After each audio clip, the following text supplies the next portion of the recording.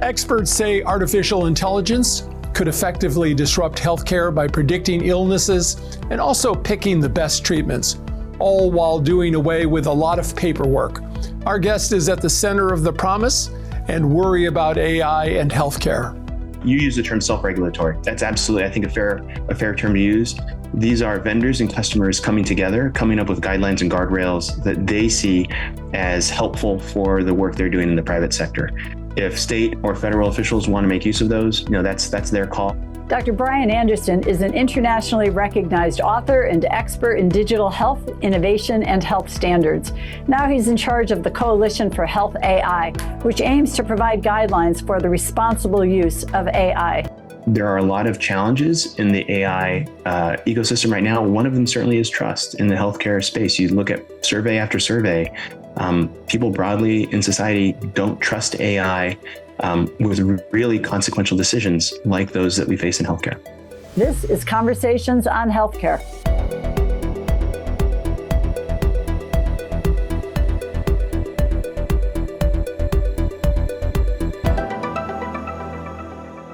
Dr. Anderson, welcome to Conversations on Healthcare.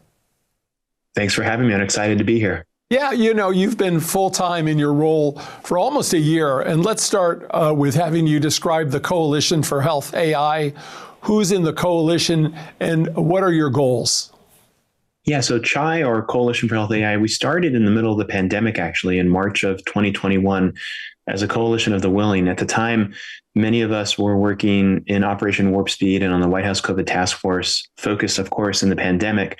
But you had very non-traditional partners. You had, very competitive pharmaceutical companies. You had health systems. You had big tech companies and small tech companies all coming together. And we appreciated the impact that we were having in that space. And one of the questions we asked is, there something more that we can be doing beyond the pandemic? We looked at AI. And one of the first questions we asked was, do we have consensus at a technically specific level that informs what responsible AI looks like for a developer, for a health system or a payer deploying it, and for the governance of an AI model over its lifetime? And the answer we quickly came to is we don't. We have a lot of really good work happening at various organizations and companies.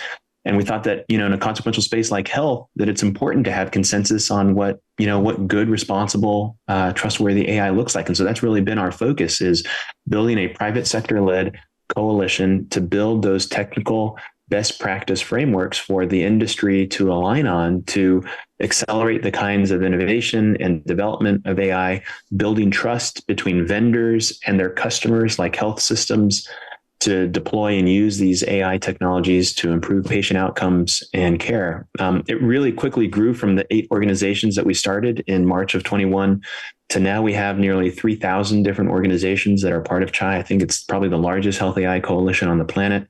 Our focus remains the same, though. It's building that technical consensus, best practice frameworks, enabling vendors and their customers to come together to accelerate innovation, to be able to test and validate models, to build the kind of trust, to have common agreements on the kind of transparency that many doctors and nurses and patients want, and doing that in a private sector-led way. Well, one of your coalition's accomplishments has been the release of a draft framework for responsible health AI. And the framework, I understand, includes an assurance standards guide, which is aiming to create standards for AI in healthcare. I'll just say right off the bat, you took on a pretty big challenge when you took on this work. Trying to get consensus around standards is one of the more challenging things we try to do sometimes in healthcare. But fill us in more on what the framework is all about, and any specific examples of your draft framework about those assurance standards or the guide to assurance standards. Yeah, well, let me start with one of the very basic principles in responsible AI, which is transparency. The example or metaphor I like to use is when you and I go to a grocery store and we, look to buy a can of soup and we want to know what's in it. We turn around the can of soup, we look behind and we see the nutrition label. And we know, how many carbohydrates, how much protein, how much fat is in it, what the ingredients are. We have that kind of understanding because we have an expectation of the transparency that we get to know about the things that we're going to be buying at a grocery store. One of the challenges in AI, and in particular in responsible AI, is a common agreement on the level of transparency for the customers of AI in partnership with vendors to understand how these models are built. what kind of data sets were the models trained on? As a physician myself, I might be very concerned about knowing if a model was trained on a particular kind of patient that I might have in front of me. Was it trained on this kind of patient? Is it appropriate for the patient that I have in front of me? Not having that kind of transparency, not having that assurance that these models are trained on the kinds of people that I, as a physician or a nurse, might be serving, is a real challenge to building the kind of trust. And so when we did this work, we brought together the vendor community, so big tech companies and small startups, as well as their customers, namely health systems and payers and health plans, and said, okay, what is the minimum threshold of transparency from a responsible AI standpoint that the vendors and their customers can agree to in what we've now called an AI nutrition label, or our model card, that is that base level of answering questions like, what's in it? What are the data sets used? What are the indications? What are the limitations of using these kinds of model? And so it's that kind of hard work, building to a technical level of specificity. So getting from the 50,000 foot, we all want transparency, we all want safety, but what does it actually look like? And so that's the work that we've been focused on. That's some of the examples in the Assurance Standards Guide. We've certainly already seen examples reported of people going down the wrong diagnostic pathway because it turned out it had never been fed information on different genders or different ages or different backgrounds. So that is really impressive. Thanks. I'm just a little confused. Is this about self-regulation, or is this a crosswalk over to government regulation? And is this group that you have only within the confines of the U.S., or is it a global alliance that's been built up? We can all go to our app and grab something that's from, the other side of the globe and start using it. So where do you go with this framework in terms of the regulatory, or is this really about the industry itself self-regulating? Great question, Mark. So when we started Chai, it started as a private sector-led effort. And it quickly, I think, got the attention of the previous administration. And I think many of us in Chai appreciated that in a rapidly evolving space like AI and health AI in specific, we want our policymakers and regulators to be informed about where the innovation community is moving, what some of these technical standards and best practice frameworks are that we're developing. And so we invited them to be part of our working groups. We invited them to be part of our community. And to this day, we have active engagement from officials from the FDA, from ONC, from NIH, from VA, and they are there to learn where the private sector is moving in this space. And, certainly as they want to inform regulations and develop them, they, of course, are able to do that. They do that separately from Chai, though. I would say, where at a federal or state level, they want to use some of the principles or concepts that we're developing in Chai, I think that we're more than happy to help them and educate them. I tell many of the legislators, both at the federal level and state level, to see Chai as an educational resource. So it's a toolkit that people can grab onto and apply where they think it's necessary, but you don't have as a directive really looking at this as a legislative vehicle, though somebody might interpret it and use it as they so chose at a state level. That's right. So the work that we're doing with Assurance Labs is purely a private sector. You use the term self-regulatory. That's absolutely, I think, a fair term to use. These are vendors and customers coming together, coming up with guidelines and guardrails that they see as helpful for the work they're doing in the private sector. If state or federal officials want to make use of those, that's their call, and happy to educate them on the capabilities of some of the things we're working on. But that's their job, not ours. Well, it's going to be very interesting, and I wonder if you want to comment on this. There's obviously the whole business component. If you're in healthcare, you said that you're a physician, you certify your lab, you certify the equipment that you use, you certify your electronic health record, and that stands for something. So is there a business model being developed around this that would give patients and providers more confidence in the safety of the information that is being used in their care? Exactly right, Margaret. I think that's the hope is if you look at any other sector of consequence in the US economy, there are independent entities that come up with standards or best practices. There are independent entities that do the kind of external evaluation of, an airplane, a car, a consumer electrical device, a toaster oven that we put in our home. Do that kind of evaluation independently and issue reports that are publicly available. In this case, those kinds of evaluations and reports within the CHI ecosystem, we intend to make those available to doctors, to nurses, to hospital administrators, the public writ large. Mm-hmm. You are absolutely right. I think one of the ways that we build greater trust in AI is the kind of transparency about how these things actually perform by independent, trusted entities. I think there are a lot of challenges in the AI ecosystem right now. One of them certainly is trust in the healthcare space. You look at survey after survey, people broadly in society don't trust AI with really consequential decisions like those that we face in healthcare. I wonder if it's like Congress. I don't like Congress, but I like my congressman.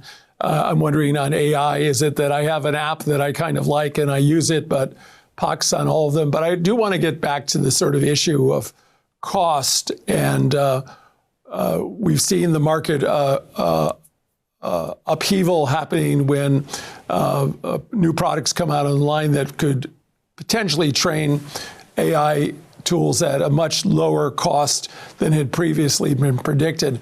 I'm wondering about your cost structure. Do you see the cost for somebody adopting your standards here in terms of what it might mean for their AI product? So we've tried to make the standards and best practice frameworks as adoptable and accessible as possible. So an example, there are startups in our community. There are big tech companies in our community. And what we don't want is to create playbooks that only a entrenched incumbent that has, a massive army of, developers could possibly meet every, item on the checklist. We want to create playbooks that are accessible, that are deployable and usable across all of the important stakeholders that we have. And so, that's been our intention since we started, is to develop these frameworks in such a way that it's not going to be cost prohibitive. It's not going to slow down innovation. Example, like one of the reasons why we've launched these labs is because if you ask any startup out there, particularly in the health space, what's the number one challenge to developing a, effective product? It's access to data. It's sometimes very cost prohibitive, and it's challenging to get access to that kind of data. And so these labs and the ecosystem that we're creating enables researchers to have that kind of more easy access to high quality data. Now, on the health system side, there are lots of questions about, how much is appropriate to spend on an AI tool? How do I measure the economic ROI once I buy it and deploy it? Is it going to create the kind of efficiency that I need to recoup the cost that I've, given for the purchasing of the model? That is another separate part of our work, is partnering with health systems and vendors to understand what are the agreed upon metrics and evaluation framework to determine if a model is actually going to give an ROI back to the health system. That, these health systems all have very thin margins, and there's a lot of questions on the cost of the model and if there's going to be an economic ROI. And we want to work with our community to develop the frameworks to get greater clarity to that very important question.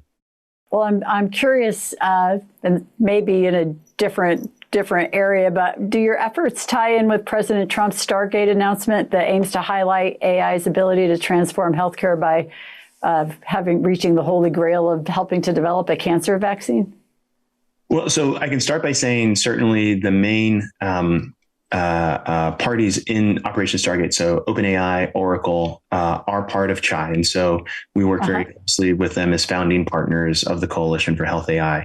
Now, Stargate, as I'm sure probably you and your listeners are aware, is focused mostly on investment on the technical infrastructure. So data centers, GPUs, and the infrastructure that you need to build these massive frontier models. Now, in the Gen AI space, particularly in healthcare, there is a lot of interest in using models for a variety of use cases. AI scribes to help doctors and nurses in seeing patients, so they're not staring at a computer, they're actually making eye contact with their patients, is a great example in the generative AI space, where many of the vendors work with OpenAI and work with an EHR like Oracle Health's EHR to do that important work. So I would say the work in Chai is definitely aligned with and part of what I would call the end result of what Oracle, OpenAI, and SoftBank are looking to do, which is to build highly capable, effective models to help address, things like helping to solve cancer. There are many community members in Chai that are focused in the oncology or the cancer space. So we're excited to see where that goes, where these, more capable generative AI models can help solve, some of the urgent questions and challenges we have in the cancer space.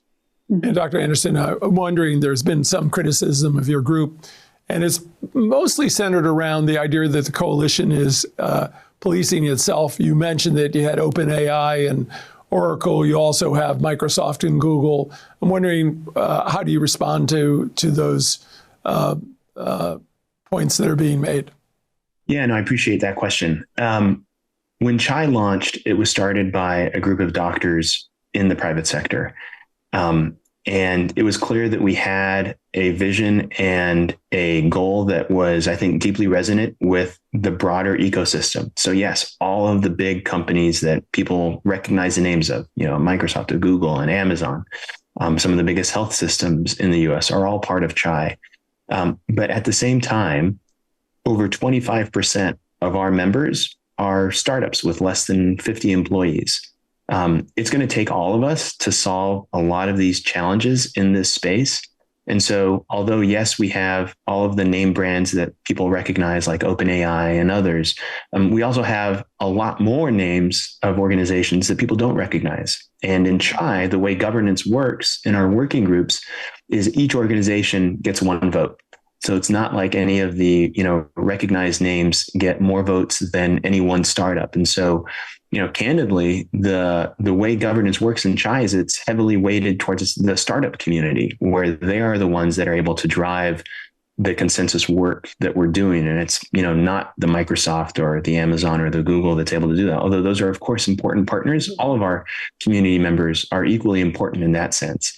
It is a private sector led effort, though, Mark. And so you're right. Like, this is private sector innovators coming together, trying to develop consensus. But I would say, importantly, it's the vendor community and the customer community, which have very different equities and very different, priorities. Like the transparency example I gave you as an important one of developing some of those guidelines and guardrails. I would be remiss if I didn't mention the other really important community is the patient community advocate community. Every one of our working groups has a patient community advocate that is part of it, that is helping to lead it. And so their voice is equally important and central to these consensus standards and best practice frameworks that we're developing. That's a very important point. Thanks. Well, it's a very impressive list of people, and I'm so glad you added the patient's voice, which is critical to research. The one group that you didn't mention is government, and I'm wondering, what is the role for government at the table? Are the folks from FDA or any other government agencies at the table in the discussions or contributing to the standards? Yeah. So, as I was sharing earlier, with the previous administration, we had active engagement in all of our working groups from FDA, ONCA, STP, NIH, VA, OCR, Office of Civil Rights, and a number of other, word salad acronym government agencies. I've shared with the Trump administration and with legislators on the Hill that the same invitation stands to the current administration. And we welcome participation and engagement. I think it is really important for our policymakers and our regulators, irregardless of what party they're from, to know where the private sector is going, so that if they are going to form regulation or policy, that it's not being done in a ham-handed, misinformed way. Right? We want them to develop regulations cognizant of where the industry is going and where innovation is going. And I think that's good for all of us. I was just wondering about the politics of it. And obviously, the Biden administration is in the rearview mirror for the Trump administration, and they're looking forward, certainly bypassing some of the proposals that the Biden administration had laid out which were generally viewed not as onerous, more sort of guidelines. I'm thinking about what we've learned from the EU, or certainly I heard the Prime Minister in England talking about AI being one of their engines for it. What are you seeing on the international arena in terms of the pathways that people are taking to address the opportunity that AI presents? Yeah, so no, great question. And sorry, I didn't answer it earlier when you asked about the international engagement. So when Chai started, we focused domestically. I think that was just the initial space that we wanted to really begin building out some of these consensus frameworks. And so last year, 2024, focused solely on the domestic front. This year, very different. Many of our partners have asked us to engage with the EU, the Organization for Economic Cooperation and Development, the OECD, which works closely with the G20 and the EU, has engaged with Chai and asked us to begin developing towards a summit later this year that will look to engage the European Union and really take as an example some of the unique policies in the EU, GDPR as an example, and take the frameworks that we're developing in Chai and crosswalk that into the regulatory reality and frameworks that many of our multinational companies have to deal with every day. So how do you, as a multinational company that's both in the US and in Denmark or Germany or Britain, develop models, deploy models, govern models in a way that is adherent to those regulations and the policies in those nations? And so Chai will actually be launching that work, I think in Q1 or Q2 of this year, and partnering with the international community. We're also going to be working very closely with Singapore, and we will have some exciting announcements to share later in March about that. I know in the States, at least, there's the FCEB, which are all the federal agencies that are focused in on this and wondering, we have at the present moment some disruption between the ability to communicate with those agencies, but the federal government at least has a platform that has gathered all of those agencies. I'm wondering how your relationship is with that body as well. In terms of the pause in communication, is that referring to, Mark? Yeah. I mean, so that news just broke, I think in the last 24, 48 hours. So we're certainly wanting to be respectful of President Trump and the administration's desire to put things on pause. And so a lot of the engagements that we've had this week in terms of, attending community of practice meetings, speaking to various officials within HHS agencies, all of that has been put on pause. And so we're waiting to hear back from them. I mean, and candidly, it's not a rush. I mean, happy to speak with the government officials when it's helpful and when it's appropriate and when they want us to. Certainly on the private sector side, our working groups are meeting daily, and the work that we're advancing, continues. That's not going to be put on pause. Well, as you know, I think Mark and I work in the community health center space, both with the organization we lead, but also the network of community health centers around the country that take care of about 31 million people. I've noticed in reading some of the background material, so much of your discussions are focused on big tech and big healthcare systems. You talked about the patient voice now. Are you trying to bring in community health centers, safety net hospitals, and others who are really focused on the more vulnerable populations to this work? Absolutely. So thank you for asking that question, Margaret. I would say, certainly last year we learned a lot. And I think if I'm being honest with myself, one of the maybe appropriate criticisms of Chai and the work that we did was that it was very technical and it was very detailed. We published a responsible AI guide that's 187 pages long. And so that can be a challenge if you're a small community health center looking to deploy AI in a responsible way. And so I think we've heard that criticism. I've taken that to heart. And so this year, we're going to be focusing on a major strategic effort, working with federally qualified health centers, community health centers across the nation to take the body of work that we've created over the past several years and develop playbooks that are much more accessible and usable to the lower resourced community centers, be them in rural Appalachia or, inner city LA. I think one of the exciting kind of, milestones towards that is I can share with you, for the first time publicly here, is we're sharing that Dr. Q Ree, who's the CEO of the National Association for Community Health Centers, is joining our board of directors. And so with Q's leadership, our team will be launching a specific working group effort that will bring in, approximately a dozen FQHCs and community health centers to do what I just said, to take the work that we've developed and build with them the kinds of playbooks and tooling that enables them to make use of AI tools in a responsible way. So we're really excited about that. And the hope is to bring this kind of content and make it available to as many rural clinics, urban clinics in the United States. Well, congratulations. That's a very exciting initiative. Thanks for sharing and as a physician, I think one of the things you worry most about, and I think the health centers do, and I'm sure all of your other partners do, is what's the best advice for patients as they're dealing with AI? I think the big question is, should they trust it, and how transparent should healthcare providers be about its use? And again, just thinking about from wearing the shoes of a patient. So, I can give you my personal opinion on this. I think that health systems and doctors should be as transparent as possible in the use of AI with their patients. AI is a tool, and as a physician, there's this principle of informed consent, right? So in terms of how we treat our patients, we inform them of the various kinds of procedures we're doing, the risks, the benefits, the potential harm that comes to them in the use of any tool or any procedure.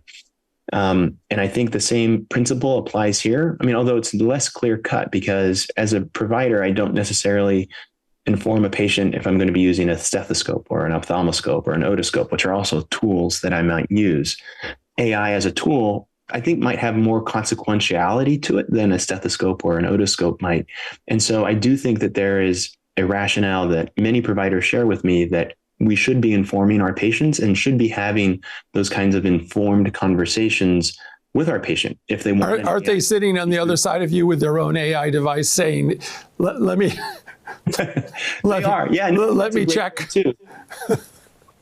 I think the reality is patients are using these tools right now, every day. Absolutely. And providers need to take that information that the patients oftentimes are bringing to them seriously. There are many stories out there of patients that went to a doctor didn't know what to do. The patient took their medical record back to ChatGPT, right? ChatGPT, and then suddenly they have the diagnosis. They bring it back to the provider, and the provider is like, of course, that's the diagnosis.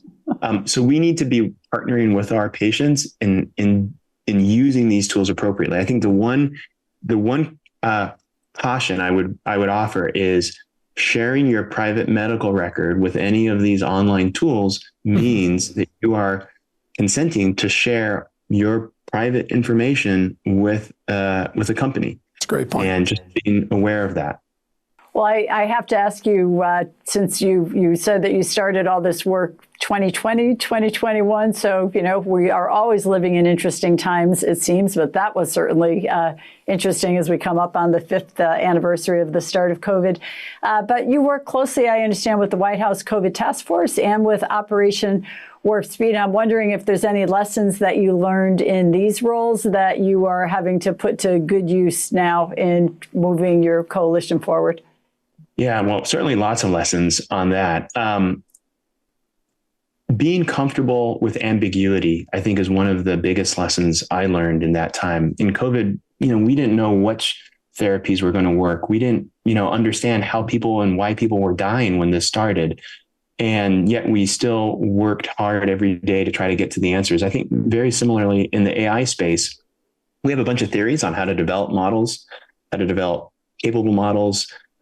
We have a hope that AGI, is going to help solve a lot of the, potential problems and challenges in health and research. I think being comfortable that we don't necessarily have all the answers and having a level of humility around that is really important. The DeepSeek news that broke just the other day is a great example of, you have a bunch of, I think, very smart and talented developers that had initially an understanding of, this is the best way to train, highly capable generative AI frontier models. And that still may be the case, But we have a level of uncertainty now with, the R1 DeepSeek model that came out.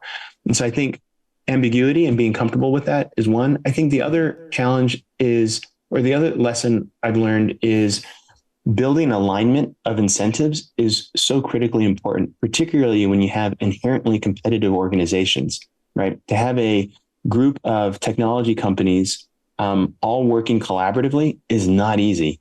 Mm-hmm. Having an aligned incentive of, hey, if we can come to consensus around an industry set of best practices, mm-hmm. we can use that as a framework to accelerate innovation, not slow it down. And so getting people aligned, as an example, with that kind of incentive is how you build a coalition with inherently competitive organizations. And so those are just two examples of lessons learned from the pandemic. Great. And probably more to come. Absolutely. Well, thank you, Dr. Anderson, for joining us and for the important work that you're doing. And thanks to our audience for being here. Just a reminder to be sure to subscribe to our videos on YouTube and find us on Facebook and X with our account name CHC Radio. And as always, you can go online at chcradio.com to sign up for email updates, and you can share your thoughts and comments about this program. Thank you again, Dr. Anderson, and continued success. We'll be following your work. This copyrighted program is produced by Conversations on Healthcare and cannot be reproduced or retransmitted in whole or in part without the express written consent from Community Health Center, Inc. The views expressed by guests are their own, and they do not necessarily reflect the opinion of Conversations on Healthcare or its affiliated entities.